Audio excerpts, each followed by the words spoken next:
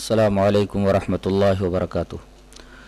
ان الحمد للہ نحمده ونستعینه ونستغفره ونعوذ باللہ من شرور انفسنا ومن سیئات اعمالنا من يهده الله فلا مضل له ومن يضلل فلا هادي له واشهد ان لا اله الا الله وحده لا شريك له واشهد ان محمدا عبده ورسوله اما بعد فان خير الحديث كتاب الله وخير الهدي هدي محمد صلى الله عليه وسلم وشر الأمور محدثاتها وكل محدثة بدعة وكل بدعة ضلالة وكل ضلالة في النار۔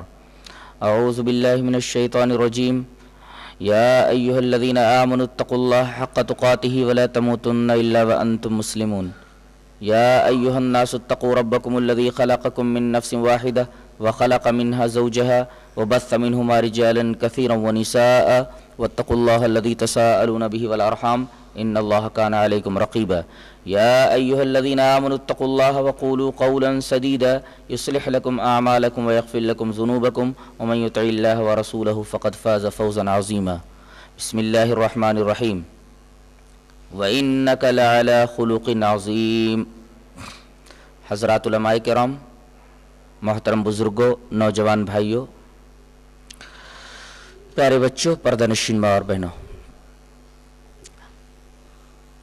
آج کا ہمارا موضوع بحث ہے مومن کے اخلاق۔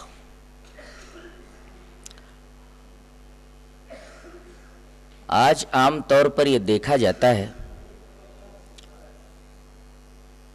کہ لوگ نمازوں کے بھی پابند ہیں، روزوں کے بھی پابند ہیں،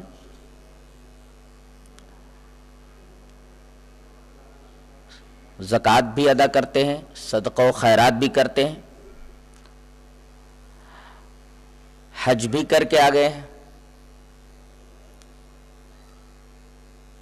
داڑیاں بھی بڑھا لی ہیں، اور داڑیاں اگر سفید ہو گئی ہیں تو اسے رنگ بھی لیتے ہیں۔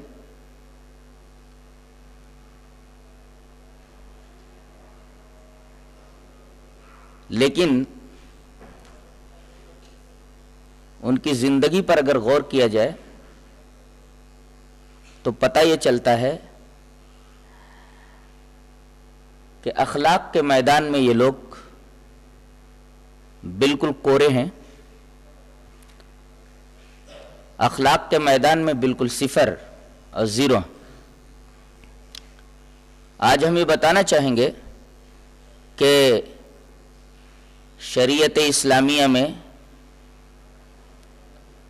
اخلاق کی کیا اہمیت ہے۔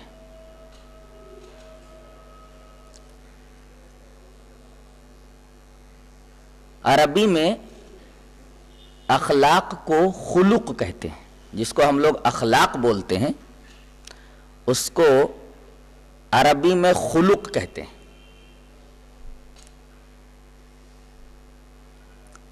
خلق کا مطلب ہوتا ہے باطنی شبیہ۔ آدمی کا ایک ظاہر ہے، اس ظاہر کی ایک شکل ہے، اور آدمی کا ایک باطن ہے۔ باطن کی جو شکل ہے وہ خلق ہے، اور ظاہر کی جو شکل ہے وہ خلق ہے۔ اس کو ایک حدیث سے سمجھ لیں۔ وعن ابن مسعود رضی اللہ تعالی عنہ ان رسول اللہ صلی اللہ علیہ وسلم کان یقول اللہم احسنت خلقی فاحسن خلقی، رواہ احمد فی مسند۔ حضرت ابن مسعود رضی اللہ تعالیٰ عنہ فرماتے ہیں کہ نبی کریم صلی اللہ علیہ وسلم یہ دعا فرمایا کرتے تھے کہ اے اللہ، تو نے میرا خلق حسین بنا دیا ہے تو میرے خلق کو بھی حسین بنا دے۔ اللہ کے رسول صلی اللہ علیہ وسلم نے اس حدیث میں خلق کو اور خلق کو ایک ساتھ ذکر فرمایا ہے۔ ظاہر ہے کہ خلق کا مطلب انسان کی ظاہری شکل لی جائے گی، اور خلق کا مطلب انسان کی جو باطنی شکل ہے وہ مراد ہوگی۔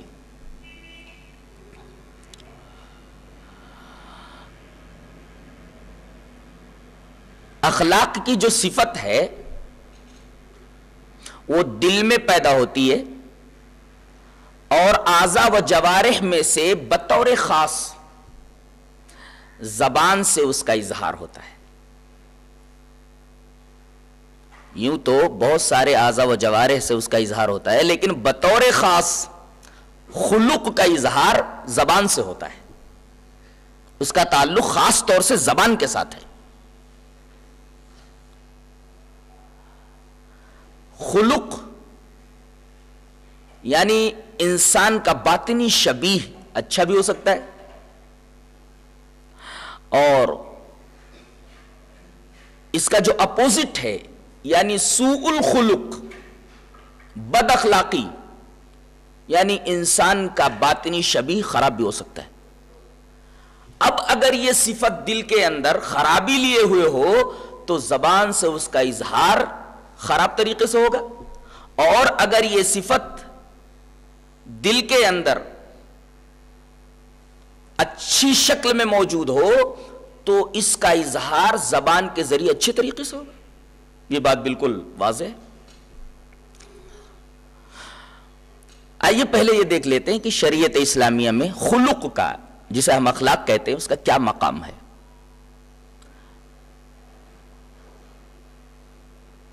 سب سے پہلے حضرت عبداللہ ابن عمر رضی اللہ تعالیٰ عنہ سے مروی ایک روایت میں آپ کے سامنے پیش کرتا ہوں. قال عبداللہ ابن عمر رضی اللہ تعالیٰ عنہ ان رسول اللہ صلی اللہ علیہ وسلم لم يكن فاحشا ولا متفحشا وقال ان من احبكم الي احسنكم اخلاقا وان الله لا يبغض الفاحش البذيء.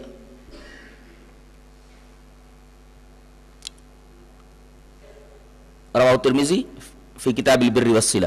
حضرت عبداللہ ابن عمر رضی اللہ تعالیٰ عنہ فرماتے ہیں کہ رسول اللہ صلی اللہ علیہ وسلم نہ تو اپنی زبان سے کوئی برا کلمہ نکالتے تھے اور نہ آپ کی یہ عادت تھی، اور آپ یہ فرماتے تھے کہ میرے نزدیک سب سے زیادہ تم میں محبوب وہ ہے جس کے اخلاق سب سے زیادہ اچھے ہوں. یہ حدیث بتا رہی ہے کہ رسول اللہ صلی اللہ علیہ وسلم کا اگر محبوب بننا ہے تو چونکہ آپ اخلاق عظیمہ کے مالک تھے، آپ کی محبت کے لیے ضروری ہے کہ آدمی کے اخلاق بھی بہت اچھے ہوں. جیسے جیسے آدمی کے اخلاق اچھے ہوتے جائیں گے وہ نبی کریم صلی اللہ علیہ وسلم کے نزدیک اتنا ہی محبوب ہوتا جائے گا. نبی کریم کا محبوب وہ ہے جس کے اخلاق اچھے ہوں. اور آگے اللہ کے رسول صلی اللہ علیہ وسلم نے فرمایا وَأَنَّ اللَّهَ لَا يَبْغَضُ الْفَاحِشَ الْبَذِيءَ، بے شک اللہ تبارک و تعالی ناپسند کرتا ہے فحش گو کو، برے کلمات زبان سے نکالنے والے کو اور بیہودہ اور فضول بات کرنے والے کو. اس کا مطلب یہ ہوا کہ اگر آدمی بیہودہ باتیں زبان سے نکالتا ہے، فحش اور غلیظ باتیں زبان سے نکالتا ہے، تو اس کی یہ حرکت اخلاق کے منافی ہوگی. یہ سوء الخلق ہے. اس صفت کا ایمان سے بھی بڑا گہرا تعلق ہے. حضرت ابو سعید خدری رضی اللہ تعالیٰ عنہ سے روایت ہے، یہ روایت امام ترمذی کتاب البر والصلۃ کے اندر لائے ہیں. روایت اس طرح ہے وعن ابی سعید الخدری رضی اللہ تعالیٰ عنہ قال قال رسول اللہ صلی اللہ علیہ وسلم خصلتان لا تجتمعان فی مؤمن البخل وسوء الخلق. رواہ ترمذی فی کتاب البر والصلۃ. حضرت ابو سعید خدری رضی اللہ تعالیٰ عنہ فرماتے ہیں کہ رسول اللہ صلی اللہ علیہ وسلم نے ارشاد فرمایا کہ مومن میں دو خصلتیں جمع نہیں ہو سکتی، یعنی ایمان کے ساتھ ایک چیز قطعاً نہیں رہ سکتی، دونوں میں آگ پانی کا بہر ہے. دو خصلتیں مومن کے اندر جمع نہیں ہو سکتی، یعنی ایمان کے ساتھ ایک خصلت ایسی ہے جو کبھی جمع نہیں ہو سکتی اور دونوں میں آگ پانی کا بہر ہے. وہ دو خصلتیں کیا ہے جو آپس میں جمع نہیں ہو سکتی اور دونوں میں آگ پانی کا بہر ہے؟ البخل وسوء الخلق، یہ دو خصلتیں ہیں. ایک تو بخیلی، یہ ایمان کے ساتھ جمع نہیں ہو سکتی، اور دوسرے بد اخلاقی، یہ ایمان کے ساتھ جمع نہیں ہو سکتی. یہ دو خصلتیں ایسی ہیں کہ ایمان کے ساتھ ان دونوں کا آگ پانی کا بیر ہے، اور یہ دونوں ایمان کے ساتھ جمع نہیں ہو سکتی. ابو ہریرہ رضی اللہ تعالیٰ عنہ سے مروی ایک اور روایت مسند احمد کے اندر موجود ہے، جس سے یہ پتہ چلتا ہے کہ اس صفت کا اخلاق سے بڑا گہرا تعلق ہے. اس صفت کا ایمان سے بڑا گہرا تعلق ہے. حدیث اس طرح ہے، وعن ابی ہریرہ رضی اللہ تعالی عنہ قال قال رسول اللہ صلی اللہ علیہ وسلم ان من اکمل المؤمنین ایمانا احسنهم خلقا وخیارهم خیارهم لنسائهم، رواه احمد فی مسندہ. حضرت ابو ہریرہ رضی اللہ تعالیٰ عنہ فرماتے ہیں کہ رسول اللہ صلی اللہ علیہ وسلم نے ارشاد فرمایا کہ تم میں سب سے کامل ایمان والا وہ شخص ہے جس کے اخلاق سب سے اچھے ہوں، اور ان میں سب سے بہتر آدمی وہ ہے جو اپنی عورتوں کے لیے بہتر ہو. پہلا ٹکڑا یہ بتا رہا ہے کہ ایمان کے کمال کے لیے ضروری ہے کہ آدمی کے اخلاق اچھے ہوں. جیسے جیسے آدمی کے اخلاق اچھے ہوتے جاتے ہیں اس کے ایمان میں اضافہ ہوتا جاتا ہے، اس کا ایمان کمال کے درجات حاصل کرتا رہتا ہے. تو ایمان کے کمال کے لیے اخلاق ضروری ہے.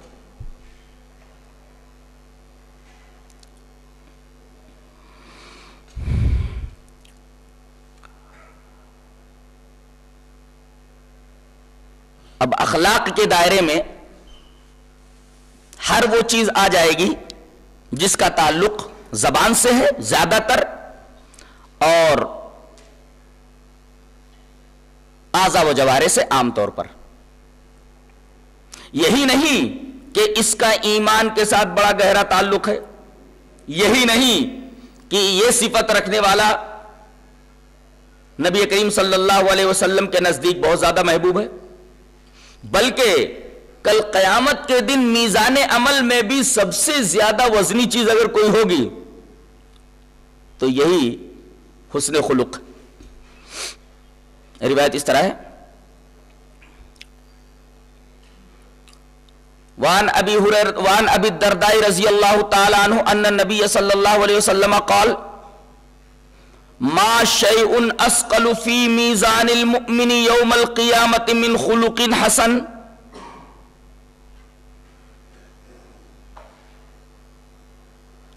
حضرت ابو دردہ فرماتے ہیں کہ نبی کریم صلی اللہ علیہ وسلم نے ارشاد فرمایا کہ کل قیامت کے دن میزان عمل کے اوپر سب سے وزنی چیز جو ہوگی وہ انسان کا اچھا اخلاق ہوگا. میزان عمل کے اوپر سب سے وزنی چیز، سب سے بھاری چیز جو ہوگی وہ آدمی کا حسن اخلاق ہوگا.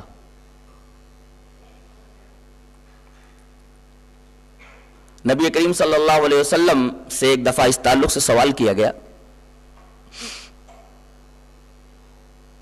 روایت ابن ماجہ کتاب الزہد کی ہے، اس طرح ہے، وعن ابی ہریرہ رضی اللہ تعالی عنہ قال سئل النبی صلی اللہ علیہ وسلم ما اکثر ما يدخل الجنہ قال التقوى وحسن الخلق وسئل ما اکثر ما يدخل النار قال الاجوفان الفم والفرج، رواہ ابن ماجہ فی کتاب الزہد. حضرت ابو ہریرہ فرماتے ہیں کہ نبی کریم صلی اللہ علیہ وسلم سے یہ سوال کیا گیا کہ اے اللہ کے رسول، سب سے زیادہ جنت میں لے جانے والی چیز کون سی ہے؟ انسان کی وہ کون سی چیز ہے، انسان کی وہ کون سی نیکی ہے، انسان کی وہ کون سی صفت ہے جو اس کو جنت میں سب سے زیادہ لے جانے والی ہے؟ نبی کریم صلی اللہ علیہ وسلم نے فرمایا دو چیزیں، ایک تو تقوی، اللہ تبارک و تعالیٰ کا ڈر، اور دوسرے حسن الخلق، اچھے اخلاق. یہ دونوں چیزیں سب سے زیادہ جنت میں لے جانے والی ہے. پھر آپ سے یہ پوچھا گیا کہ ما اکثر ما یدخل النار، اے اللہ کے رسول سب سے زیادہ جہنم میں لے جانے والی چیز کون سی ہے؟ آپ نے فرمایا دو کھوکھلی چیزیں، الاجوفان، ایک تو زبان منہ اور دوسرے انسان کی شرمگاہ، یہ دونوں چیزیں انسان کو سب سے زیادہ جہنم میں لے جانے والی ہے۔ ظاہر ہے کہ اخلاق کا تعلق جیسا کہ میں نے بتایا کہ زیادہ تر زبان سے ہے۔ آدمی زبان کو غلط جگہ استعمال کرتا ہے، یہ بدخلقی ہے، اور یہ بدخلقی انسان کو سب سے زیادہ جہنم میں لے جانے والی ہے۔ سعدی نے بڑی اچھی بات کہی ہے، کہتا ہے زبا بریدہ بکنج نشست سمم بکم بیس کسی کی نباش زبانش اندر حکم، بولتا ہے کہ زبان کاٹ کر کے آدمی کا ایک کونے میں بیٹھے رہنا اس بات سے بہتر ہے کہ اس آدمی کی زبان اس کے قابو میں نہ ہو۔ یہ زبان آدمی کو جہنم میں پہنچانے کے لیے کافی ہے، اس لیے کہ اسی زبان سے آدمی بد تہذیبی اور بد اخلاقی کے کلمات بولتا ہے، اور ان کلمات کی وجہ سے وہ جہنم میں پہنچ جاتا ہے۔ یہ صرف حدیث ہی نہیں بلکہ قرآن حکیم کے اندر بھی یہی بات ہے۔ اللہ فرماتا ہے وَيْلٌ لِكُلِّ هُمَزَةٍ لُمَزَةٍ، جہنم ہے، ویل ہے ہر اس شخص کے لیے جو ہمزہ ہو اور لمزہ ہو۔ یہ ہمزہ مشتق ہے حمز سے اور لمزہ مشتق لمز سے۔ حمز کسے کہتے ہیں؟ آنکھ یا ہاتھ وغیرہ کے اشارے سے کسی کی برائی بیان کرنا، کسی کی تحقیر کرنا، ہاتھ سے کرنا، آنکھ کا اشارہ کرنے سے، یہ حمز ہے۔ آنکھ کے اشارے سے یا ہاتھ وغیرہ کے اشارے سے آدمی کی تحقیر کرنا، آدمی کی برائی کرنا، یہ حمز ہے۔ اور لمز کسے کہتے ہیں؟ زبان سے آدمی کی تحقیر کرنا، زبان سے آدمی کے تعلق سے برے کلمات نکالنا، یہ لمز ہے۔ اور ان دونوں کے لیے، حمز کرنے والے کے لیے اور لمز کرنے والے کے لیے، دونوں کے لیے ویل کی وعید آئی ہے۔ وَيْلٌ لِكُلِّ هُمَزَةٍ لُمَزَةٍ، ویل ہے ہر اس شخص کے لیے جو حمز کرنے والا ہو اور لمز کرنے والا ہو، آنکھ کے اشارے سے، ہاتھ کے اشارے سے آدمی کی برائی کرنے والا ہو یا زبان سے آدمی کی برائی کرنے والا ہو۔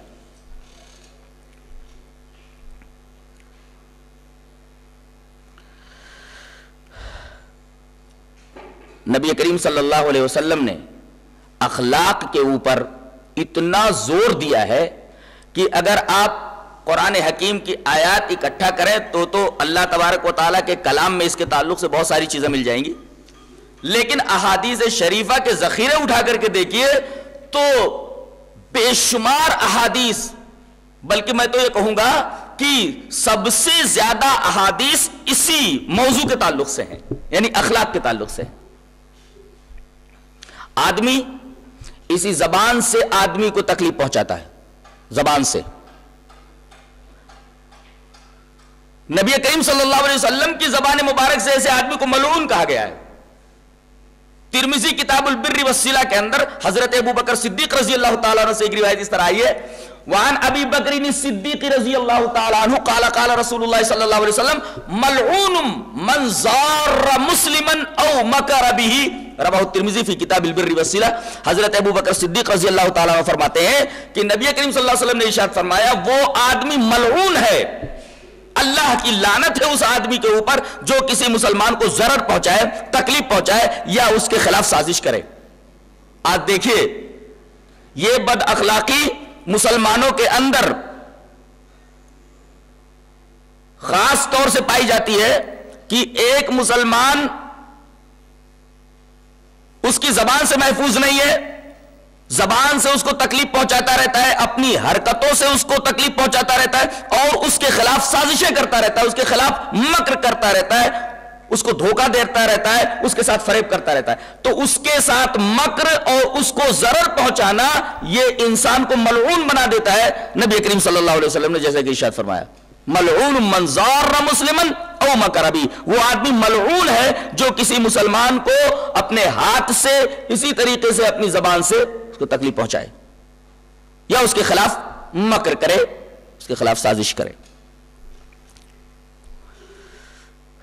مومن کا معاملہ تو ایسا ہے جیسے ایک عمارت ہوتی ہے، عمارت اینٹوں سے بنتی ہے، ایک اینٹ دوسری اینٹ کو سہارا دیتی ہے، اگر اینٹیں دھیرے دھیرے نکلتی رہیں تو پوری عمارت کمزور ہو جاتی ہے۔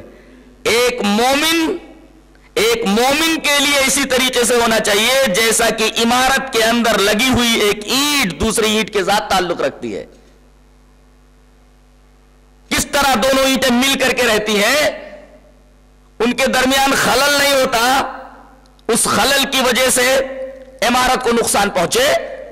اسی وجہ سے نبی کریم صلی اللہ علیہ وسلم نے فرمایا کہ ایک مومن کے لیے کیسا ہونا چاہیے۔ اس سلسلے میں ابو موسیٰ اشعری رضی اللہ تعالیٰ عنہ کی روایت امام ترمذی رحمۃ اللہ علیہ کتاب البر والصلہ کے اندر لائے، روایت اس طرح ہے، وعن ابی موسیٰ الاشعری رضی اللہ تعالیٰ عنہ قال رسول اللہ صلی اللہ علیہ وسلم المؤمن للمؤمن کالبنیان یشد بعضہ بعضا، رواہ ترمذی فی کتاب البر والصلہ۔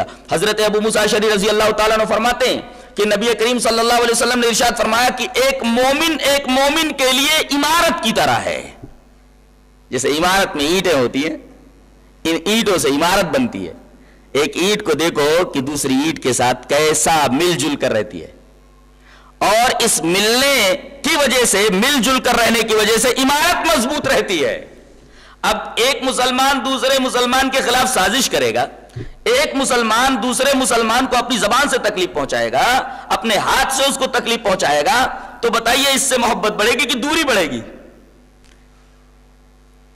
اینٹیں آپس میں متحد ہیں، مل جل کر رہ رہی ہیں، پوری عمارت مضبوط ہے۔ مسلمان اپنی ان حرکتوں، سوء خلق کی وجہ سے، بد اخلاقی کی وجہ سے ایک دوسرے سے الگ ہو جاتا ہے، اس کی طاقت گھٹ جاتی ہے، وہ کمزور ہو جاتا ہے، بلکہ یوں کہیے کہ ایمان کی یہ پوری کی پوری عمارت، اسلام کی یہ پوری کی پوری عمارت کمزور کر دیتا ہے آدمی بد اخلاقی کی وجہ سے۔ نبی نے فرمایا المؤمن للمؤمن کالبنیان، ایک مومن دوسرے مومن کے لیے عمارت کی طرح ہے، جیسے عمارت کے اندر اینٹیں ایک دوسرے سے مل کر رہتی ہے تو عمارت مضبوط رہتی ہے، ایسے ہی مسلمان ایک دوسرے سے مل کر رہے تاکہ ان کی طاقت کے اندر اضافہ ہو اور اسلام کی یہ عمارت بہت مضبوطی کے ساتھ قائم رہے۔ امام ہمیشہ جب مصلی کے اوپر آتا تو یہی بولتا ہے، سووا الصفوف، تراسو، سیسا پلائی ہوئی دیوار کی طرح ہو جاؤ، سد الخلل، درمیان میں کہیں کوئی رکھنا نہ رہ جائے، کوئی خلل نہ رہ جائے۔ اس کی وجہ کیا ہے؟ آدمی الگ الگ بھی نماز پڑھ سکتا ہے، تھوڑے فاصلے سے کھڑا ہو کر کے بھی نماز پڑھ سکتا ہے، لیکن تاکید کیوں آئی تسویہ صفوف کی؟ اس وجہ سے کہ مسلمانوں کی جو دوسری عملی زندگی ہے اس کے اندر بھی یہی اتحاد ہونا چاہیے، اور اتحاد کا یہ مظاہرہ زندگی کے تمام شعبوں کے اندر ہونا چاہیے، صرف نماز کے اندر نہیں۔ نماز کے اندر ایک دوسرے سے مل کر کے کھڑے ہو گئے، بھائی یہاں تعلیم دی جا رہی ہے کہ زندگی کے تمام شعبوں میں تمہارا اسی طریقے سے رہنا ضروری ہے، اتحاد اسی طریقے سے ضروری ہے۔ اگر اس طریقے سے مل کر کے نہیں رہو گے تو کمزور ہو جاؤ گے۔ تو مسجد میں تو آ کر کے پیر سے پیر ملا کر کے، کاندھے سے کاندھا ملا کر کے کوئی رکھنا نہیں چھوڑتا ہے، بلکہ سیسا پلائی ہوئی دیوار کی طرح کھڑا ہو جاتا ہے، دیوار کی اینٹوں کی طرح جڑ جاتا ہے، اور جیسے نماز سے جدا ہوا زندگی کے تمام شعبوں کے اندر بالکل بکھر کے رہ جاتا ہے، اس کا ارادہ منتشر ہو کر کے رہ جاتا ہے۔ عام طور پر آدمی یہ سمجھتا ہے کہ ہمارے پاس توحید ہے، ہم شرک نہیں کرتے، اور شرک کا مطلب صرف اتنا لیتا ہے وہ کہ ہم کسی مزار کے اوپر نہیں جاتے، ہم کسی بت کو نہیں پوجتے، بس ہم موحد ہیں، ہماری زندگی میں توحید ہے، اور ہم 5 وقت کے نمازی ہیں، ہم نے حج بھی کر لیا ہے، سال جب گزر جاتا ہے تو زکوٰۃ بھی اپنے مال سے نکال دیتے ہیں، عام طور پر صدقہ و خیرات بھی کرتے رہتے ہیں۔ الزام میں پڑا ہوا ہے کہ یہ تمام چیزیں، یہ تمام عبادات جو وہ کر رہا ہے اور جس کو اس نے مکمل اسلام سمجھ رکھا ہے، یہ ساری عبادتیں جنت میں اس کو پہنچانے کے لیے کافی ہیں۔ حالانکہ ایسا نہیں ہے، بلکہ اگر آدمی کا اخلاق اچھا نہیں ہے، اس کے اندر حسن خلق کی صفت نہیں ہے، تو یہ عبادتیں جنت میں پہنچانے کے لیے کافی نہیں ہے۔ یہ میں نہیں کہہ رہا، حدیث موجود ہے، حدیث اس طرح ہے. وعن ابی ہریرہ رضی اللہ تعالی عنہ ان رسول اللہ صلی اللہ علیہ وسلم قال اتدرون ما المفلس قالوا المفلس فينا من لا درهم له ولا متاع فقال ان المفلس من امتی یاتی یوم القیامت بصلاۃ وصیام وزکاۃ ویاتی قد شتم هذا وقذف هذا واکل مال هذا وسفك دم هذا وضرب هذا فيعطى هذا من حسناتی وهذا من حسناتی فان فنيت حسناته قبل ان يقضى ما عليه اخذ من خطاياهم ثم طرح عليه فطرحت عليه ثم طرح في النار. رواہ مسلم فی کتاب البر والصلۃ والآداب. حضرت ابو ہریرہ رضی اللہ تعالیٰ عنہ فرماتے ہیں کہ رسول اللہ صلی اللہ علیہ وسلم نے ایک دفعہ صحابہ کرام سے پوچھا کیا تمہیں معلوم ہے کہ مفلس کسے بولتے ہیں؟ تو صحابہ کرام نے کہا کہ اللہ کے رسول ہمارے درمیان فقیر اور غریب اور مفلس آدمی وہ ہے جس کے پاس روپیہ پیسہ نہ ہو. رسول اللہ صلی اللہ علیہ وسلم نے فرمایا میری امت کا مفلس وہ ہے جو قیامت کے دن آئے گا نماز کے ساتھ. یہاں توحید کا ذکر نہیں ہے، بطور خاص جب نماز کا ذکر ہو گیا تو توحید وہاں پائی گئی ہے. توحید ہوگی، نماز ہوگی، روزے ہوں گے، وہ سیام، وہ زکوٰۃ بھی ہوگی، خوب نمازیں پڑھی ہوں گی، خوب روزے رکھے ہوں گے، خوب زکوٰۃ ادا کی ہوگی. لیکن اس کے ساتھ ویاتی قد شتم ھذا، کسی کو گالی دے کر کے آیا ہوگا جس کا تعلق زبان سے ہے، سوء خلق ہے، بد اخلاقی ہے، کسی کو گالی دے کر کے آیا ہوگا. وقذف ھذا، کسی کے اوپر الزام لگا کر کے آیا ہوگا تو ایسا تو ایسا. یہ تمام چیزیں سوء خلق سے تعلق رکھتی ہیں. وقذف ھذا واکل مال ھذا، کسی کا مال کھا کر آیا ہوگا، مال غصب کر لیا ہوگا، اس کا تعلق بھی زبان ہی سے، اس لیے کہ آدمی حرام مال منہ ہی سے کھاتا ہے، زبان چٹخارے لیتی ہے. واکل مال ھذا وسفک دم ھذا، اور کسی کا خون بہایا ہوگا. وضرب ھذا، کسی کو مارا ہوگا. تو اللہ تبارک و تعالی ظالم سے مظلوم کو اس طرح بدلہ دلائے گا کہ ظالم سے نیکیاں لے لی جائیں گی اور معاملے کو برابر سرابر کیا جائے گا. اگر تمام نیکیاں لے لیے جانے کے بعد معاملہ برابر سرابر ہو گیا تب تو ٹھیک ہے، لیکن اگر اس کی نیکیاں لیے جانے کے بعد بھی معاملہ برابر سرابر نہیں ہوا تو اب مظلوم کے گناہ نکالے جائیں گے اور ظالم کے اوپر پھینک دیے جائیں گے. ثم طرح فی النار، پھر اسے جہنم کے اندر پھینک دیا جائے گا. ثم طرح فی النار، یہ پوری کی پوری روایت مسلم شریف کے اندر ہے، اس کا آخری ٹکڑا ہے ثم طرح فی النار، پھر اسے جہنم میں پھینک دیا جائے گا. بہت ہی حیرت انگیز بات ہے. نماز کا بھی تذکرہ ہے، روزوں کا بھی تذکرہ ہے، زکوٰۃ کا بھی تذکرہ ہے، تمام چیزیں اس کے پاس موجود ہیں، لیکن اس کا خلق ٹھیک نہیں ہے، بد اخلاق ہے وہ. اسی وجہ سے اللہ تبارک و تعالی اس کی بد اخلاقی کی وجہ سے اس کی نیکیاں چھین کر کے جس کے ساتھ اس نے یہ بد اخلاقی کی ہوگی وہ نیکیاں دے دی جائیں گے اور اسے اٹھا کر کے جہنم میں پھینک دیا جائے گا. تو آدمی کا یہ زام فاسد ہی تو ہے، یہ زام باطل ہی تو ہے کہ نمازیں ادا کر لینا کافی ہے، روزے رکھ لینا کافی ہے، زکوٰۃ ادا کر دینا کافی ہے، بقیہ زبان کو کنٹرول کرنے کی ضرورت نہیں ہے، اعضاء و جوارح کو بری حرکتوں سے باز رکھنے کی ضرورت نہیں ہے. اگر آدمی کا یہ تصور ہے تو یہ تصور فاسد تصور ہے، یہ خیال فاسد خیال ہے، یہ زام باطل زام ہے اور یہ زام فاسد زام ہے. یہ نمازیں، اس کی یہ عبادتیں جنت میں لے جانے کے لیے کافی نہیں ہیں، بلکہ حدیث تو یہ بتا رہی ہے کہ ایسے آدمی کو جہنم میں ڈال دیا جائے گا.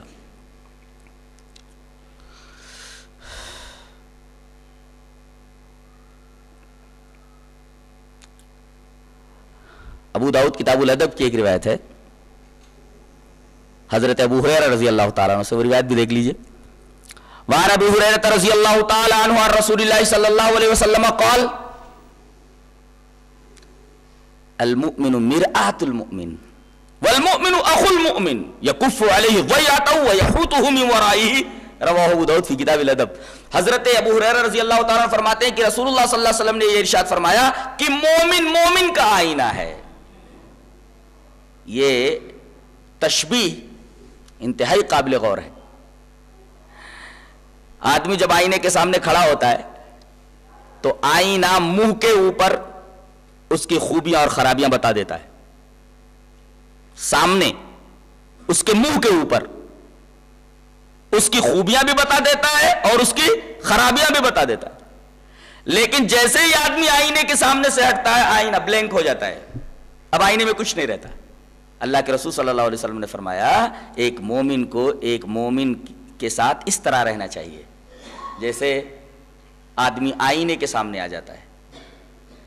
آئینے کے سامنے آ جانے کے بعد اس کی خوبیاں اور خرابیاں واضح ہو جاتی ہیں، لیکن جیسے ہی آئینے کے پاس سے ہٹتا ہے آئینہ خاموش ہو جاتا ہے. ایسے منہ کے اوپر اگر کسی کے اندر کوئی برائی ہے، کوئی خرابی موجود ہے، تو ایک مومن کو چاہیے کہ الگ لے جا کر کے بتائے کہ آپ کے اندر یہ خرابی موجود ہے، آپ اس خرابی کو دور کر لیں. اس کے بعد جب آپ وہاں سے ہٹیں تو پھر یہ برائی کسی کے سامنے نہ رکھیں. یہ مطلب ہے المؤمن مرآت المومن کا، مومن مومن کے لیے آئینہ ہے. آج ہم کسی کے عیب کو محسوس کر لیتے ہیں، کسی کا عیب جان لیتے ہیں، پوری دنیا میں اس عیب کا ڈھڈورا پیٹتے رہتے ہیں. کیا مومن کا، ایک مومن کے تعلق سے یہی شیوہ بتلایا گیا اس حدیث میں؟ قطعاً نہیں. مومن کو تو مومن کے لیے آئینہ کہا گیا ہے. اور دوسرا ٹکڑا تو اور حیرت انگیز ہے، فرمایا گیا والمؤمن اخو المؤمن، مومن مومن کا بھائی ہے. بھائی سے جب غلطی ہوتی ہے تو کیا بھائی کے اوپر ڈنڈے برسائے جاتے ہیں، بھائی کے عیب کو پوری دنیا کے اندر پھیلایا جاتا ہے؟ بلکہ اس کا کوئی عیب ہے تو بھائی کے سامنے ہی بتا دیا جاتا ہے تو اس کی اصلاح کر لے. اور مومن مومن کا بھائی یہ کہہ کر کے ایک رشتہ بتایا گیا ہے کہ ایمان کے رشتے سے تمام مومن ایک دوسرے کے بھائی ہو جاتے ہیں. اور ایمان کا رشتہ خون کے رشتے سے بڑھ کر کے ہوتا ہے. جب آپ خونی رشتے کا جو بھائی ہے اس کے عیب کو آپ دوسروں سے بیان نہیں کرتے بلکہ پرسنلی اس کے منہ کے اوپر کہہ کر کے اس کی اصلاح کرنے کی کوشش کرتے ہیں، تو ایمان کا رشتہ تو خون کے رشتے سے بھی بڑا ہوتا ہے. اگر کسی مومن کے اندر کوئی خرابی نظر آئے تو اس کے منہ پر بول دیجئے اور اصلاح کرنے کی کوشش کیجئے. اور جیسے خرابی موجود ہونے کے بعد بھی بھائی بھائی ہی رہتا ہے، محبت باقی رہتی ہے. یہ نہیں کہ بھائی کے اندر کوئی عیب موجود ہوا، بھائی کے اندر کوئی برائی موجود ہے تو محبت ختم ہو جاتی ہے، نہیں، بلکہ محبت باقی رہتی ہے. اور اس محبت کے تقاضے کی وجہ سے اپنے بھائی کے اس عیب کی اصلاح کرتا ہے، اور اصلاح اس طریقے سے کرتا ہے کہ کسی کو اس کے عیب کی خبر نہیں ہونے پاتی اور پوری دل سوزی کے ساتھ اس کی اصلاح کرنے کی کوشش کرتا ہے. کیا ایک مومن اس طریقے سے مومن کا بھائی ہے؟ اور یہ بات اس حدیثی کے اندر نہیں بلکہ سورہ حجرات کے اندر بھی یہی بات کہی گئی ہے، انما المؤمنون اخوہ، تمام مومن ایک دوسرے کے بھائی ہیں. اب خونی رشتے سے جو بھائی ہوتا ہے اس کے ساتھ ہمارا کیا تعلق ہوتا ہے، ذرا اس کا احساس کر کے آپ یہ دیکھیے کہ ہمارے ایمان کا جو بھائی ہے اس کے ساتھ ہمارا کیا سلوک ہونا چاہیے. رسول اللہ صلی اللہ علیہ وسلم نے ایک ذمہ داری بھی بتائی ہے، یکف علیہ ضیعتہ ویحوطہ من ورائہ.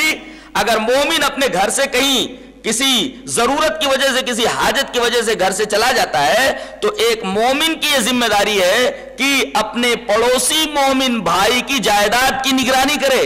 ویا مانے جائیداد، اور کفہ علیہ کا مطلب اس سے رک جائے، یعنی اپنی ذات سے اپنے مومن بھائی کے گھر کو، اس کے اہل و عیال کو کسی طریقے کی تکلیف نہ دے، بلکہ اگر اس کے اوپر تکلیف ہونے والی بھی ہو تو وَيَحُوطُهُ مِنْ وَرَائِهِ، اس کو اس کے پیچھے اس کو گھیر لے. گھیرنے کا مطلب یہ کہ اس کے بچوں کے اوپر نگرانی رکھے، اس کی بیٹیوں کے اوپر نگرانی رکھے، اس کے گھر کے اوپر نگرانی رکھے کہ کوئی میرے مومن بھائی کے گھر کو تو نقصان نہیں پہنچانا چاہ رہا، گھر کے باشندوں کو، گھر کے اندر رہنے والوں کو کوئی تکلیف تو نہیں پہنچا رہا. آپ کی ذمہ داری بنتی ہے کہ اس کی جائیداد کی حفاظت کریں، اس کے بال بچوں کی نگرانی کریں اس کی غیر موجودگی میں. یہ ایک مومن کی ذمہ داری ایک مومن کے تئیں اس حدیث پاک میں بتلائی گئی ہے.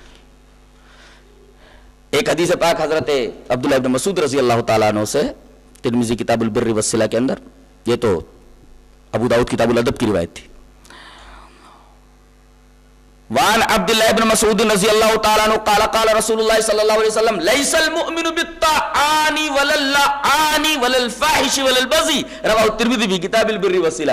حضرت عبداللہ ابن مسعود رضی اللہ تعالیٰ عنہ فرماتے ہیں کہ رسول اللہ صلی اللہ علیہ وسلم نے ارشاد فرمایا کہ مومن تانا مارنے والا نہیں ہوتا، مومن لعنت کرنے والا نہیں ہوتا، مومن غلیظ باتیں کرنے والا نہیں ہوتا، مومن بےہودہ اور فضول باتیں کرنے والا نہیں ہوتا. یعنی یہ 4 صفتیں مومن کے اندر نہیں ہوتی. تانا مارنا, تانے کا مفہوم سمجھتے ہیں؟ تانا کا لفظ اصل میں عربی کے لفظ تان سے نکلا ہے. تان کا مطلب نیزہ مارنا. اس کا مطلب یہ ہوا تانے کا اثر نیزے جیسا ہوتا ہے. زبان سے جو الفاظ نکلتے ہیں ان کا اثر نیزے سے, بھالے سے اور تلوار سے بھی گہرا پڑتا ہے. تبھی تو کسی شاعر نے کہا ہے جراحات السنان لها التیام ولا یلتام ما جرح اللسان. جس کو اردو شاعر اس طریقے سے بولتا ہے, اس کا ترجمہ کرتے ہوئے کہ تبر کا, تیر کا, تلوار کا تو زخم بھرا, لگا جو زخم زباں کا رہا ہمیشہ ہرا. کہ آدمی کو اگر تلوار سے زخم پہنچا دیا جائے, تیر اور تلوار سے زخم پہنچا دیا جائے تو چند دنوں کے اندر مندمل ہو جاتا ہے, لیکن زبان کا زخم اتنا گہرا ہوتا ہے کہ مرتے دم تک آدمی کا وہ زخم مندمل نہیں ہوتا. لہذا زبان کو کنٹرول کرنے کے لیے خاص طور سے نبی کریم صلی اللہ علیہ وسلم نے تاکید فرمائی ہے. حضرت عقبہ ابن عامر آ رہے ہیں, مسند احمد کی روایت ہے, وہ خود بتاتے ہیں. روایت اس طرح ہے, وعن عقبہ ابن عامر رضی اللہ تعالی عنہ قال لقیت رسول اللہ صلی اللہ علیہ وسلم فقال سل من قطعک واعط من حرمک واعف عمن ظلمک.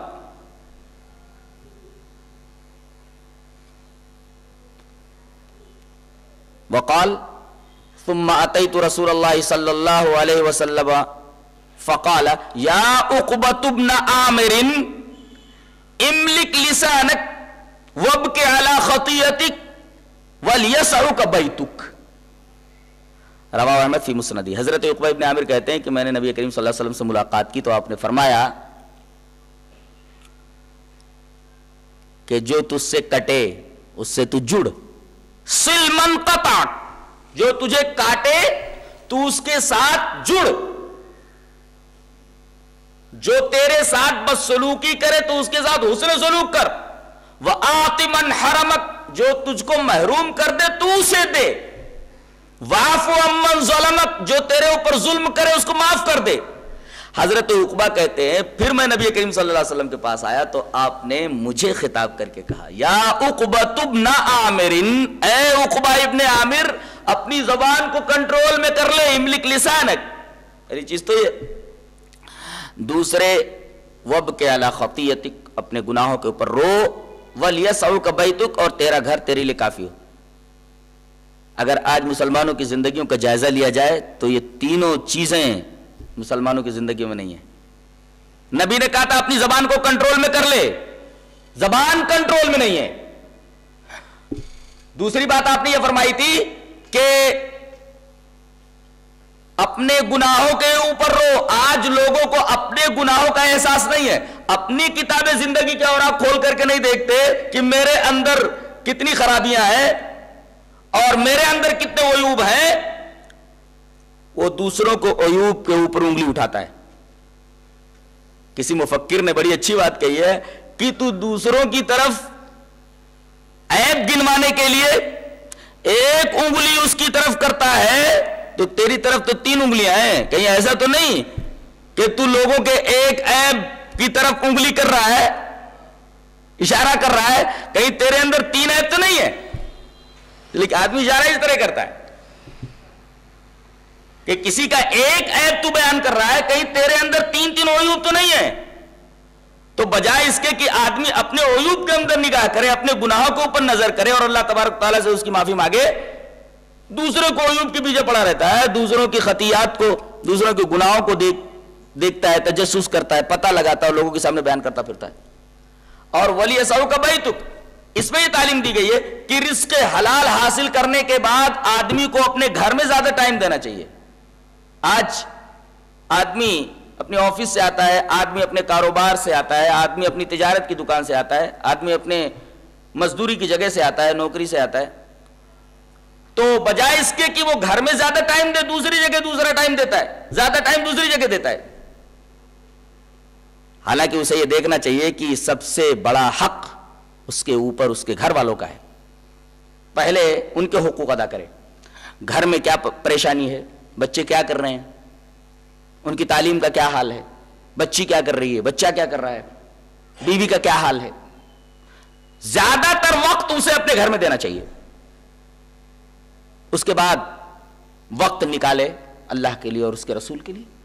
زیادہ تر اس کا وقت اپنے گھر کے اندر ہونا چاہیے. لیکن ہم یہ دیکھتے ہیں کہ آدمی ایک تو رزق حلال کی طرف توجہ نہیں دیتا, اور دوسرے اگر توجہ بھی ہے تو زیادہ تر ادھر ادھر لوگوں کے ساتھ گھومتا رہتا ہے بلا وجہ, دوسروں کے ساتھ زیادہ وقت گزارتا ہے. جبکہ یہاں تعلیم دی گئی ہے کہ تیرا گھر تیرے لیے کافی ہونا چاہیے. دو خرابیاں اور بھی ہیں جس کا تعلق اخلاق سے ہے, اور یہ خرابیاں تو بالکل عام ہو چکی ہیں. ایک خرابی غیبت کی اور دوسرے نمیمہ کی. اور اس سلسلے میں دو حدیثیں آئی ہیں, ایک تو سخت ممانعت کی اور دوسرے نمیمہ کے تعلق سے واضح طور پر یہ بتایا گیا ہے کہ ایسی حرکت کرنے والے کے اوپر قبر کا عذاب ہوتا ہے. پہلے نمیمہ والی حدیث سنیے. حدیث اس طرح ہے, وعن ابن عباس رضی اللہ تعالی عنہما عن النبی صلی اللہ علیہ وسلم انه مر بقبرين يعذبان فقال انهما لا يعذبان وما يعذبان في كبير اما احدهما فكان لا يستتر من البول واما الاخر فكان يمشي بالنميمه ثم اخذ جريده رطبه فشقها بنصفين ثم غرد في كل قبر واحده فقالوا يا رسول الله لما صنعت هذا فقال لعله ان يخفف عنهما ما لم ييبسا. رواه البخاری في کتاب الجنائز. حضرت امام بخاری حدیث پاک کو ایسی کتاب الجنائز میں لائے. حضرت ابن عباس رضی اللہ تعالیٰ عنہ فرماتے ہیں کہ نبی کریم صلی اللہ علیہ وسلم دو قبروں کے پاس سے گزرے. جبرائیل کے ذریعے اللہ کی طرف سے آپ کو خبر دے دی گئی کہ ان دو قبروں کے اوپر عذاب ہو رہا ہے. آپ نے صحابہ کرام کو خطاب کر کے فرمایا کہ یہ جو دو قبریں ہیں ان قبر والوں کے اوپر عذاب ہو رہا ہے, اور یہ عذاب کسی بڑی چیز کی وجہ سے, بڑے گناہ کی وجہ سے نہیں ہو رہا ہے. کہا کہ اللہ کے رسول وہ کون سا گناہ ہے جو بہت بڑا بھی نہیں ہے اور یہ لوگ عذاب قبر میں مبتلا ہیں؟ کہا کہ یہ آدمی اما احدهما فكان لا يستتر من البول, یہ آدمی پیشاب کے چھینٹوں سے نہیں بچتا تھا. پیشاب کے چھینٹوں سے بچنا بہت زیادہ ضروری ہے. یہ آدمی پیشاب کے چھینٹوں سے بچتا نہیں تھا, احتیاط نہیں برتتا تھا. اور یہ دوسرا آدمی فكان يمشي بالنميمه, چغل خوری کرتا تھا. چغل خوری کسے بولتے معلوم ہے؟ نمیمہ کسے بولتے؟ نقل و کلام شخص الى شخص لیفسد بینہما, ایک آدمی کی بات دوسرے آدمی کے پاس جا کر کے نقل کرنا تاکہ ان دونوں کے درمیان بگاڑ پیدا ہو جائے. ہذہ ہی النمیمہ, اس کو چغل خوری بولتے. دو آدمیوں کے درمیان محبت کی شفقت کی اخوت کی فضا قائم ہے, اب اس آدمی کی بات اس سے نقل کر کے دونوں کے درمیان جو محبت اور مودت کی فضا ہے اس کو خراب کر دے, اسی کو نمیمہ کہتے ہیں, اس کی اس حرکت کو نمیمہ کہتے ہیں. اللہ کے رسول نے فرمایا اپنی اس حرکت کی وجہ سے یہ آدمی عذاب قبر میں مبتلا ہے. آپ نے پھر کھجور کی ایک تر ٹہنی منگائی اور آپ نے اس کو دو حصے کر ڈالے. ایک حصہ آپ نے ایک قبر کے اوپر لگا دیا اور دوسرا حصہ دوسرے قبر کے اوپر. سوال کیا گیا کہ اللہ کے رسول آپ نے ایسا کیوں کیا؟ اللہ کے رسول نے فرمایا شاید ان کے عذاب میں تخفیف ہو جائے جب تک یہ سوکھ ہے نا. اسی سے بعض لوگ استدلال کرتے ہیں جن کے دلوں میں شرک کا روگ جم گیا ہے, شرک کی بیماری آ گئی ہے, کہ دیکھو ہم لوگ پھول چڑھاتے ہیں, ہم لوگ چادر چڑھاتے ہیں, ہماری دلیل یہ حدیث ہے کہ نبی کریم صلی اللہ علیہ وسلم نے اس کے اوپر دو ٹہنیاں گاڑی تھیں. سوال کیا جاتا ہے کہ بھئی ٹہنیاں گاڑی تھیں, آپ لوگ پھول چڑھاتے ہیں. اب وہ کہتے نہیں کہ گاڑی کے آگے روڑا ڈالنا, کہتے ہیں کہ ارے ٹہنی کے اندر ہی تو پھول کھلتے ہیں. یہ دلیل, ٹہنی کے اندر ہی تو پھول کھلتے ہیں. اس طریقے کے دلائل. اب ان سے یہ سوال کیا جاتا ہے کہ نبی کریم صلی اللہ علیہ وسلم کو جبریل کے ذریعے معلوم ہو گیا تھا کہ ان دونوں کو اوپر عذاب ہو رہا ہے, آپ کو کیسے معلوم ہوا کہ بابا کے ساتھ کیا ہو رہا ہے, اچھا سلوک ہو رہا ہے کہ برا سلوک ہو رہا ہے؟ کس نے آپ کو بتایا؟ اور آپ یہ تمام اعمال قبر والوں کے ساتھ کر رہے ہیں یا قبر کے ساتھ کر رہے ہیں؟ اس کا کوئی جواب ان کے پاس نہیں ہے. استدلال یہ کرنا ہے کہ نمیمہ ایک ایسی حرکت ہے کہ آدمی اپنی زبان سے ایک آدمی کا کلام دوسرے آدمی سے نقل کرتا ہے تاکہ دونوں کے درمیان جو اخوت اور محبت اور شفقت کی فضا ہے وہ مقدر ہو جائے, خراب ہو جائے. یہ بھی سوء خلق ہے, بد اخلاقی اس کا تعلق زبان سے. غیبت کا مطلب یہ ہے اگر کسی مسلمان بھائی کے اندر کوئی عیب موجود ہے اس کو بتا دو.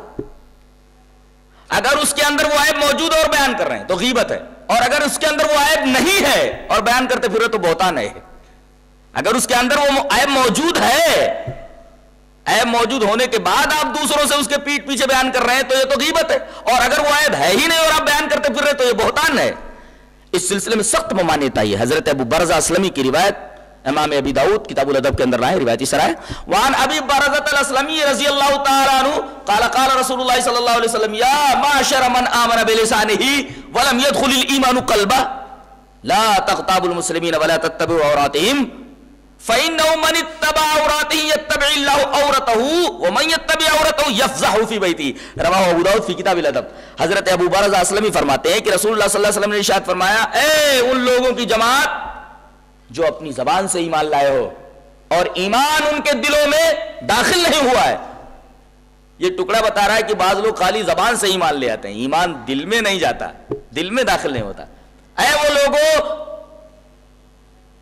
جو اپنی زبان سے ایمان لائے ہو اور ایمان ان کے دل میں داخل نہیں ہوا ہے, غور سے سن لو, لا تغتابوا المسلمین, مسلمانوں کی غیبت نہ کرو اور ان کے عیبوں کے پیچھے مت پڑو. ولا تتبعوا عوراتهم, عورت کا مطلب چھپی ہوئی چیز, ان کے چھپے ہوئے عیبوں کی تلاش مت کرو, اس لیے کہ اگر تم ان کے چھپے ہوئے عیبوں کی تلاش کرو گے اور لوگوں کے سامنے بیان کرو گے تو اللہ تبارک و تعالیٰ تمہارے عیبوں کے پیچھے پڑ جائے گا. اور یاد رکھو کہ اللہ تبارک و تعالیٰ اگر تمہارے عیبوں کے پیچھے پڑ گیا تو تم کو تمہارے گھر میں رسوا کر دے گا.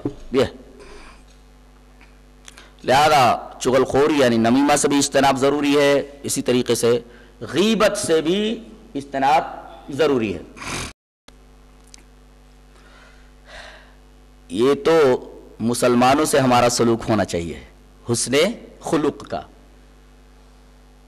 بلکہ آگے بڑھ کر کے غیروں کے ساتھ بھی ہمارا یہی رویہ ہونا چاہیے حسن اخلاق کا. اس کی دلیل بخاری کتاب الدعوات کے اندر حضرت عائشہ رضی اللہ تعالیٰ عنہ سے ایک روایت اس طرح ہے, وعن عائشہ رضی اللہ تعالیٰ عنہ ان الیہود اتوا النبی صلی اللہ علیہ وسلم فقالوا السلام علیکم قال وعلیکم فقالت عائشة رضی اللہ تعالیٰ عنہ السلام علیکم ولعنکم اللہ وغضب علیکم فقال رسول اللہ صلی اللہ علیہ وسلم مہلا یا عائشة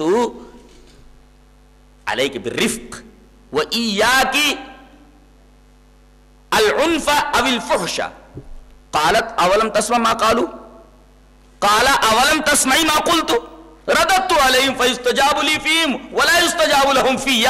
رواہ البخاری فی کتاب الدعوات. حضرت عائشہ فرماتی ہے کہ کچھ یہودی لوگ نبی کریم صلی اللہ علیہ وسلم کے پاس آئے اور کہا السلام علیک, تیری موت ہو, یعنی لام اگر نکال دیجئے تو سلام کے بجائے سام ہو جاتا ہے. السلام کے معنی سلامتی اور السام کے معنی موت. لہذا السلام علیکم جب بولا جائے تو پوری وضاحت کے ساتھ بولا جائے. کہتے ہیں السلام علیکم, یعنی لام نکلتا ہی نہیں ہے برابر, اور جب جواب دیتا ہے آدمی تو آدھے الفاظ منہ میں رہ جاتے ہیں, آدھے باہر نکل آتے. وعلیکم السلام, وعلیکم السلام. ارے بھائی سلام بول رہا ہے کہ سام بول رہا ہے؟ سلامتی کی دعا دے رہا ہے کہ موت کی بد دعا کر رہا ہے؟ لہذا جب آدمی سلام کرے تو لام کو اچھی طرح نکالے, اور جب جواب دے تو لام کو ذرا وضاحت کے ساتھ نکالے. اس حدیث میں یہ نکتہ بھی ملتا ہے کہ صرف لام کے فرق سے سلامتی موت میں بدل جاتی ہے, دعا بد دعا میں بدل جاتی ہے. تو یہ یہودی آتے ہیں, حضرت عائشہ فرماتی ہے کہ میں پردے کے پیچھے تھی اور یہ لوگ آئے, کہا کہ السلام علیکم, لام حذف کر گئے. حضرت عائشہ رضی اللہ تعالی عنہ یہ بات سن رہی تھی کہ ان لوگوں نے لام حذف کر دیا ہے اور میرے شوہر کو, میرے نبی کو انہوں نے موت کی بد دعا دی ہے, السلام علیکم کا ہے. نبی کریم صلی اللہ علیہ وسلم نے بھی سمجھ لیا کہ انہوں نے لام حذف کر دیا ہے, سام کا ہے, تو آپ نے یہ فرمایا وعلیکم. نہ سام آپ نے فرمایا نہ سلام فرمایا, وعلیکم آپ نے فرمایا. یعنی جو تم نے کہا ہے وہی تمہارے اوپر, جو تم نے میرے حق میں بد دعا کی ہے تو تمہارے حق میں بھی وہی. غور کرنے کا مقام ہے کہ وہ لوگ ڈائریکٹ السلام بول رہے ہیں, موت کا لفظ, لیکن نبی وہ لفظ بد دعا اپنی زبان سے نکالنے کے لیے تیار نہیں ہے. اللہ اکبر, حسن اخلاق کی انتہا ہے. اور سچ مچ اللہ نے اپنے رسول کے بارے میں جو فرمایا انک لعلی خلق عظیم, اس حدیث سے بالکل واضح ہے. انہوں نے کہا السلام علیکم, آپ کہہ سکتے ہیں وعلیکم السلام, ایسا آپ کہہ سکتے تھے، لیکن آپ نے صرف وعلیکم کہا، وہ بددعائیہ جو لفظ ہے موت کا، آپ نے اپنی زبان سے اس کا تلفظ نہیں فرمایا، لیکن حضرت عائشہ برداشت نہیں کر سکی، کہنے لگی وعلیکم السلام، موت تمہاری ہو، وَلَعَنَكُمُ اللَّهُ، تمہارے اوپر اللہ کی لعنت ہو، وَغَضِبَ عَلَيْكُمْ، اللہ تمہارے اوپر غضبناک۔ ایک محبت والی بیوی ایسا تھوڑی برداشت کر لے کہ میرے شوہر کو کوئی گالی دے اور میں خاموش رہوں، وہ بھی باہر نکل پڑتی ہے، تیری تو ایسی تیسی ہے۔ جو غیرت مند ہوتی ہے، محبت کرنے والی بیوی ہوتی ہے، وہ برداشت نہیں کرتی ہو۔ دیکھو انہوں نے ایک بات کہی، انہوں نے تین بات کہہ دی، موت تمہاری ہو، وہ اتنا کافی تھا، کہہ رہے لیکن لعنت ہو اللہ کی تمہارے اوپر، غضب ہو اللہ کا تمہارے اوپر۔ نبی کریم صلی اللہ علیہ وسلم نے روکا، فقال رسول اللہ صلی اللہ علیہ وسلم مہلا یا عائشہ، ٹیک اٹ ایزی، آرام سے آرام سے، فحش بات زبان سے مت نکالو، علیک بالرفق، نرمی لازم ہے، اور اپنی زبان سے کوئی فحش کلمہ، اپنی زبان سے کوئی تشدد آمیز کلمہ مت نکالو۔ غصے میں کہنے لگی اللہ کے رسول کیسی بات کر رہے ہیں آپ، اولم تسمع ما قالوا، آپ نے سنا نہیں ان لوگوں نے کیا کہا، اولم تسمع ما قالوا، آپ نے سنا نہیں۔ نبی کریم صلی اللہ علیہ وسلم بول رہے ہیں کہ بھئی کچھ مت بولو، اب یہ غصے میں ہے، کہنے لگی آپ نے سنا نہیں کہ وہ کیا بولے۔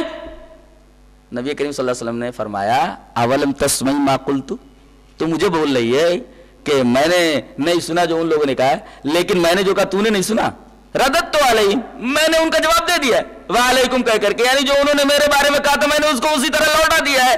فَيُسْتَجَابُ لَهُمْ فِيهَا فَيُسْتَجَابُ لِي فِيهِمْ، میری دعا تو ان کے حق میں، میری بد دعا ان کے حق میں قبول ہو جائے گی، لیکن ان کی بد دعا میرے حق میں قبول نہیں ہوگی۔ یہ حدیث جو ہے وہ صاف بتا رہی ہے کہ نبی کریم صلی اللہ علیہ وسلم کے اخلاق اپنے لوگوں کے ساتھ کیسے تھے، وہ تو ظاہر ہے، غیروں کے ساتھ اس طریقے کا سلوک تھا۔ یہود جو اسلام کے سب سے بڑے دشمن، نبی کے سب سے بڑے دشمن، صحابہ کے سب سے بڑے دشمن، اور نبی کریم صلی اللہ علیہ وسلم کے ساتھ اس طریقے کا برتاؤ کرنے والے، آپ ان کے ساتھ اس طریقے کا حسن سلوک فرما رہے ہیں۔ سچ اللہ تبارک تعالی نے فرمایا آپ کے بارے میں انک لعلی خلق عظیم، آپ اخلاق عظیمہ کے مالک ہیں۔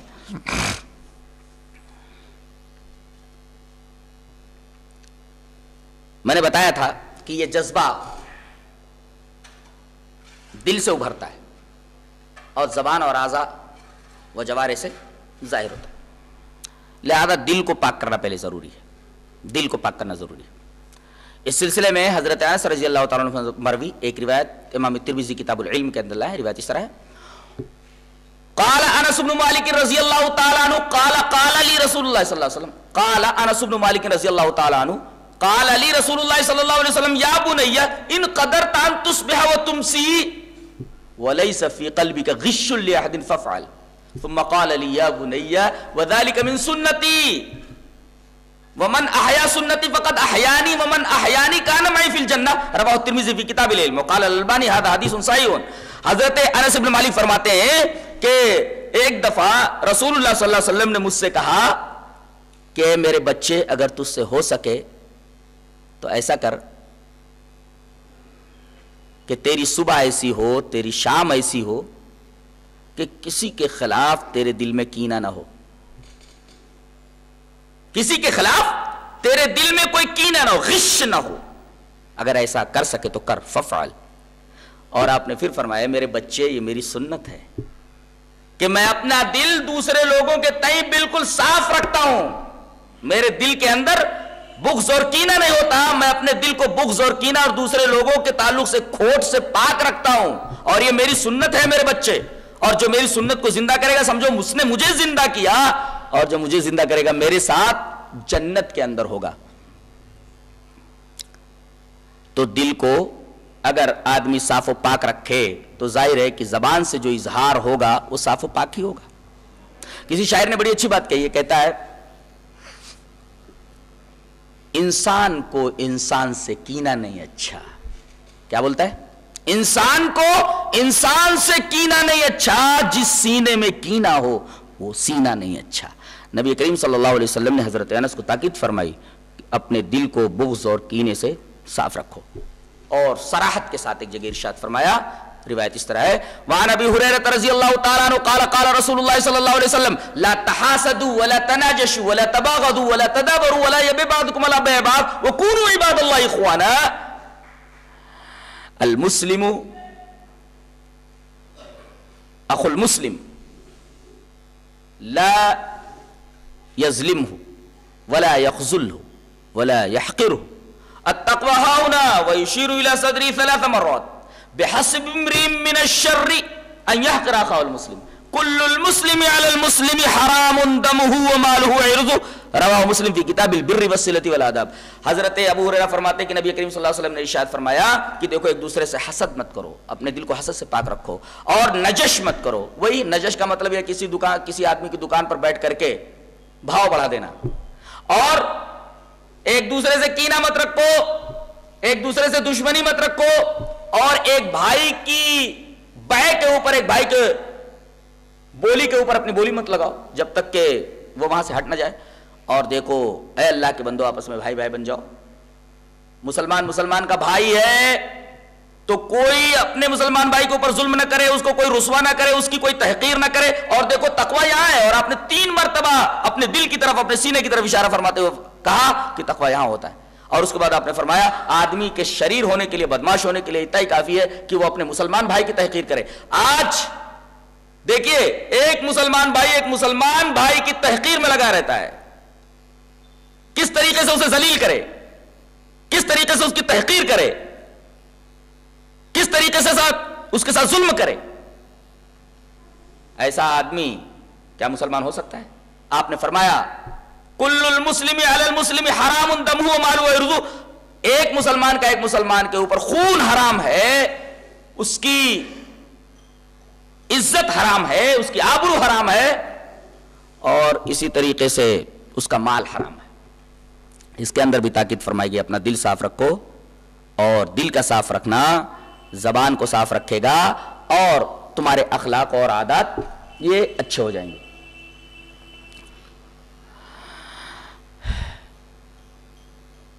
ایک حدیث جسے امام مسلم رحمۃ اللہ علیہ کتاب الایمان کے اندر ہے، بلکہ کتاب الایمان کے اندر الگ ترتیب 2 روایتیں، میں چاہتا ہوں دونوں ابو ہریرہ کی روایتیں دونوں پیش کر دیتا ہوں. روایت اس طرح ہے، وعن ابی ہریرہ رضی اللہ تعالی عنہ ان رسول اللہ صلی اللہ علیہ وسلم قال لا يدخل الجنۃ من لا یأمن جارہ بوائقہ.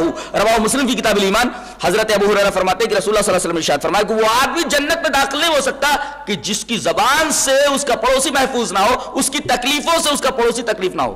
عام طور پر یہ دیکھا جاتا ہے کہ پڑوسی کے ساتھ لوگوں کے تعلقات اچھے نہیں ہوتے، اور تعلقات کے بگاڑ کی بنیاد آدمی کی زبان ہے. زبان کی وجہ سے ایک پڑوسی دوسرے پڑوسی سے نالا رہتا ہے، ایک پڑوسن دوسرے پڑوسن سے لڑتی رہتی ہے، اپنی زبان سے ایک دوسرے کو تکلیف پہنچاتے رہتے ہیں. اللہ کے رسول نے فرمایا لا يدخل الجنۃ من لا یأمن جارہ بوائقہ، کہ وہ آدمی جنت میں داخل ہو ہی نہیں سکتا جو اپنے پڑوسی کو تکلیف پہنچائے، جس کی تکلیفوں سے اس کا پڑوسی محفوظ نہ رہے. اور حضرت ابو ہریرہ سے ایک اور روایت، وعن ابی ہریرہ رضی اللہ تعالی عنہ ان رسول اللہ صلی اللہ علیہ وسلم قال آیۃ المنافق 3 اذا حدث كذب واذا وعد اخلف واذا اؤتمن خان.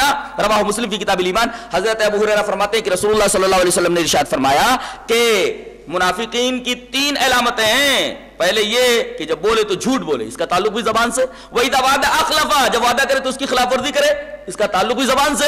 وَإِذَا اؤْتُمِنَ خَانَ، اور جب امانت رکھی جائے تو خیانت کرے. خیانت کرنے کا ایک پہلو یہ بھی ہے کہ آدمی نے مال رکھا تھا، اس کے پاس امانت، اسے کھا گیا، اس کا تعلق بھی زبان سے ہے. ان تمام چیزوں کا تعلق حسن اخلاق اور بد اخلاقی سے. یہاں تک کہ ہم جب اپنے لڑکوں کے لیے، لڑکی کے لیے رشتہ ڈھونڈتے ہیں تو ہمیں تلاش ہوتی ہے زیادہ مال والے کی، چاہے وہ کتنا ہی بد اخلاق کیوں نہ ہو. ہمیں تلاش ہوتی ہے کہ اس کے پاس اقتدار ہو، اس کے پاس جاہ و منصب ہو. ہم یہ نہیں دیکھتے کہ اس کے پاس دین کتنا، اخلاق کتنا ہے. نبی کریم صلی اللہ علیہ وسلم کی ایک حدیث اسی سلسلے سے فرمایا وان ابی حاتم المزنی قال قال رسول اللہ صلی اللہ علیہ وسلم اذا جاءکم من ترضون دینہ وخلقہ فانکحوا الا تفعلوا تکن فتنة فی الارض وفساد.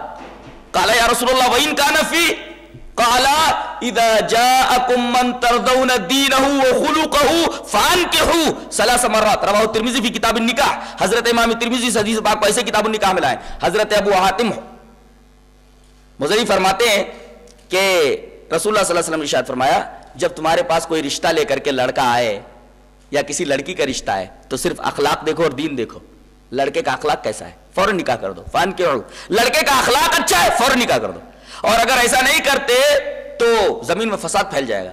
یہاں یہ ٹکڑا قابل غور ہے اس لیے کہ لڑکا دیندار ہے، لڑکا اخلاق والا ہے، اب رشتہ لے کر کے آیا، اگر آپ کہتے ہیں ہم تیری غریبی کی وجہ سے یہ رشتہ منظور نہیں کرتے تو جانتے ہیں اس کا اثر دین کے اوپر پڑا، دین کی حوصلہ شکنی ہوئی، اس کی حوصلہ شکنی نہیں، ارے بھائی اس وجہ سے نہیں دے رہا کہ اس کے پاس پیسہ نہیں ہے، دین تو ہے نا، اگر نہیں دے رہے اس کا مطلب اس کی حوصلہ شکنی نہیں ہے، دین کی حوصلہ شکنی ہے، یہ نقطہ ہے، اس کے اخلاق کی حوصلہ شکنی ہے کہ اخلاق کی کوئی اہمیت نہیں ہمارے نزدیک، تیرے دین کی کوئی اہمیت نہیں ہمارے نزدیک، وہاں اخلاق کی اور دین کی حوصلہ شکنی ہوتی ہے، اس کی نہیں، اسی وجہ سے اس کو فساد سے اور فتنے سے تعبیر کیا گیا۔